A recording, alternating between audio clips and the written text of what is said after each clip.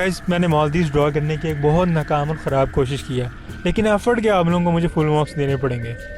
खैर, और ये जिस क्रिएचर पे टी लिखा आ रहा है एक्चुअली ये टूरिस्ट हैं जो मालदीव्स जा रहे हैं। और अगर नेशनल्स की बात की जाए टूरिस्ट की, तो सबसे ज़्यादा इंडियन नेशनल्स मालदीव्स जाना पसंद करते थे। लेकिन आजकल दोनों कंट्रीज़ के दरमियान जंग जारी है। अगर मैं जंग वार का वर्ड यूज़ करूँ तो बिल्कुल भी गलत नहीं होगा। पहले जो मालदीव्स इंडियंस का फेवरेट टूरिस्ट हब हुआ करता था, आजकल ट्विटर पे बॉयकॉट मालदीव्स का ट्रेंड बिल्कुल ट्रेंडिंग पे जा रहा है। और आपको लग रहा होगा कि मतलब इन दोनों का क्या मुकाबला है, क्योंकि इन दोनों कंट्रीज़ का जो साइज़ है उसमें बहुत मतलब इतना फ़र्क है कि इन दोनों का कंपैरिजन करना भी मतलब मुझे बहुत अजीब लग रहा है। मालदीव्स में सिर्फ 5 लाख लोग हैं और हर बंदा दूसरे इंसान को जानता है। मतलब इतना छोटा कंट्री है कि सिर्फ 5 लाख लोग हैं इसमें, मतलब पूरे 1 मिलियन भी नहीं है।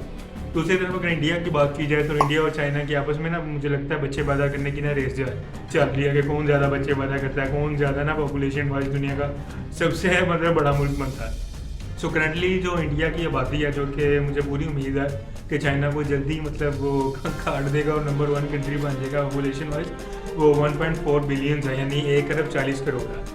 और दूसरी तरफ अगर जीडीपी की बात की जाए तो मालदीव्स का जो जीडीपी रैंक है वो 145 है। सिर्फ अगर मैं भूल नहीं रहा तो $6.19 बिलियन इनकी जो टोटल जीडीपी का साइज़ है। दूसरी तरफ अगर इंडिया की बात की जाए तो इंडिया का जीडीपी रैंक क्या है, गैस करें आप। वैसे ज़रा मैं बता देता हूँ। खैर, इंडिया का जीडीपी का जो साइज़ है वो $3.85 ट्रिलियन है और टोटल जो इसका जीडीपी रैंक है वो 5 है। सो अगर इन दोनों का मतलब आपस में वर्बल व्यूज़ का मतलब भी मतलब तुक नहीं मुझे कुछ समझ आ रही कि इन दोनों का अगर साइज़ वाइज कंपैरिजन की जाए, इकोनॉमी वाइज देखा जाए तो इनका बिल्कुल भी कोई मुकाबला नहीं है। और आप लोगों को लग रहा होगा ये सारी जो शुरुआत की थी सोशल मीडिया पे वार की, ये जो इनकी डिप्टी मिनिस्टर थी, अगर मैं सही प्रोनाउंस कर रहा हूँ कि नहीं कर रहा, खैर मरियम शुआना, पता नहीं ऐसे प्रोनाउंस करते हैं किसी और तरह करते हैं, खैर गलती को तो माफ़ करना ज़रा। उनकी ट्वीट्स हुई थी जो उन्होंने इंडिया के प्राइम मिनिस्टर हैं मोदी साहब, उनकी ट्वीट के नीचे कमेंट किया था कि ये इसराइल का पपिट है और बहुत भी ना नेगेटिव रिमार्क्स किए थे। इसके बाद इनके जो दूसरे गवर्नमेंट ऑफिशियल्स हैं उन्होंने भी मतलब ऐसे रिमार्क्स दिए थे कि मतलब इतने नेगेटिव तो यार इतना बिलो द बेल्ट जाके कि मतलब इनके पास इंडिया के पास तो ना क्या मतलब ये टूरिज्म को प्रमोट करेंगे, इनके पास तो पेशाब करने के लिए मतलब टॉयलेट्स वगैरह भी नहीं है। मतलब यहाँ तक बात चली गई थी।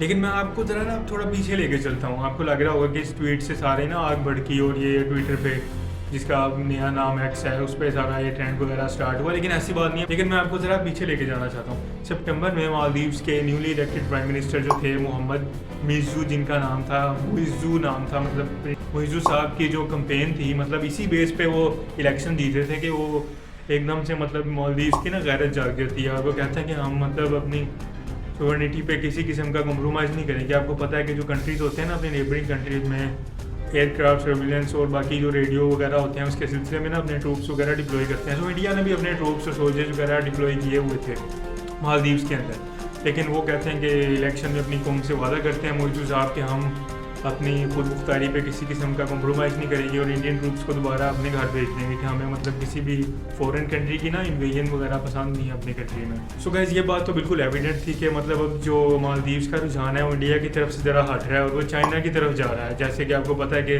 पहले जब भी मालदीव्स का न्यूली इलेक्टेड प्राइम मिनिस्टर होता था, वो जो पहला अपना ऑफिशियल विजिट होता था वो इंडिया में करता था, लेकिन इस बार उसने अपना पहला ऑफिशियल विजिट चाइना में किया। सो मालदीव्स का रुझान जो है वो इंडिया से चाइना की तरफ शिफ्ट हो गया।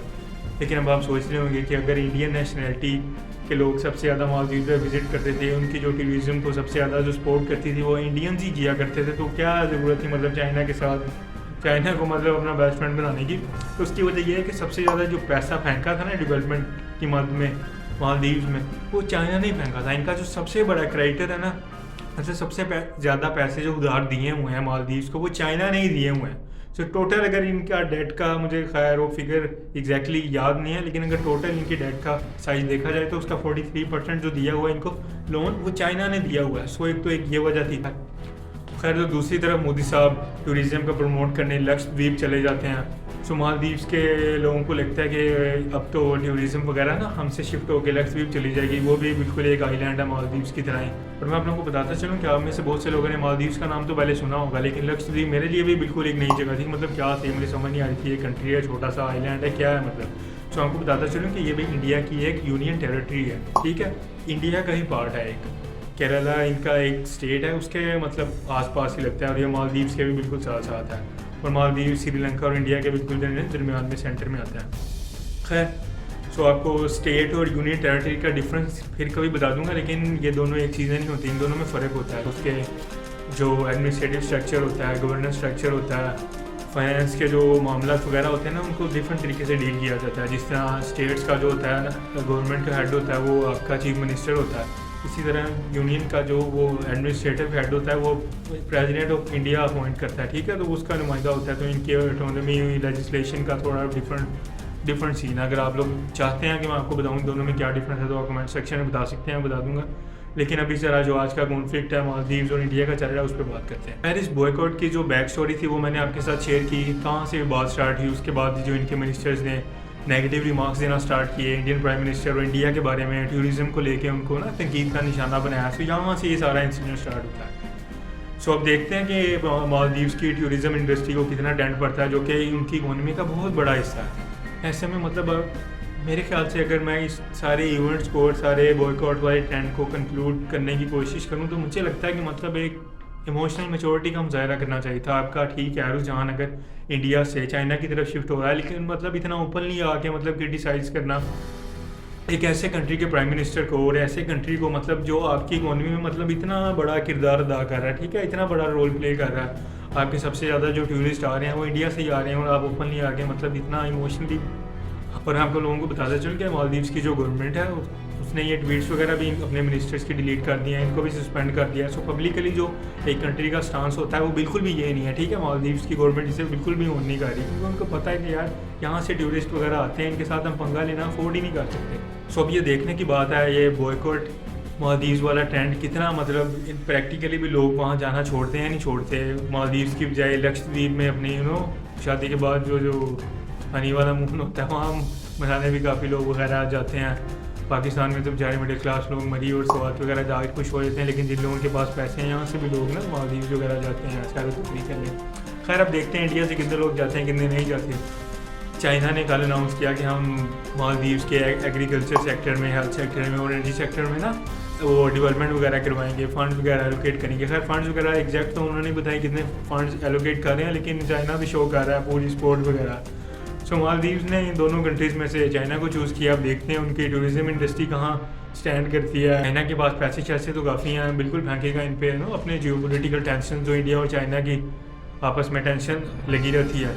और पर्सनली तौर पे गाइस मुझे नहीं लगता कि इनके हालात अब पहले की तरह मतलब इन नियर फ्यूचर नॉर्मलाइज होने वाले हैं, क्योंकि और अगर मैं कंक्लूड करना चाहूँ ये वीडियो तो मेरे ख्याल से ऐसे कंट्रीज़ जिनके आपस में ट्रेड वॉल्यूम काफ़ी ज़्यादा है, एक अच्छे ताल्लुकात हैं, वो पब्लिकली आके उनके मिनिस्टर्स को चाहिए कि इस तरह की बातें ना करें। अगर इंडिया पाकिस्तान के मिनिस्टर्स आपस में बात करें तो बात समझ भी आ जाएगी, क्योंकि इनकी ट्रेड वगैरह कोई नहीं है आपस में। क्रिकेट की बायलैटरल सीरीज़ में मतलब खेले हुए कितना टाइम हो गया है। वर्ल्ड कप में इनके मैचेस हो तो दोनों कंट्रीज़ को ना समझ नहीं आ रही होती खेलना है नहीं खेलना, मतलब एक बिल्कुल अनसर्टेनिटी होती है। और पब्लिकली मतलब दोनों की गवर्नमेंट का स्टैंस भी यही है कि मतलब आपस में अपने ताल्लुकात अभी नहीं रखने हैं, जो भी खैर वो मामला वगैरह हैं उनमें नहीं जाने वाला। लेकिन स्पेशली ऐसे कंट्रीज़ जिनके आपस में ट्रेड वॉल्यूम है, आपस में ताल्लुकात वगैरह नॉर्मल हैं, सो उनके ऑफिशियल्स आके जब आपस में पब्लिकली ऐसी बातें करेंगे तो फिर हालात वगैरह तो ख़राब होंगे। आपको ट्वीट भी फिर डिलीट करवानी पड़ेगी, उनको भी सस्पेंड करना पड़ेगा, जो कि मालदीव्स ने किया।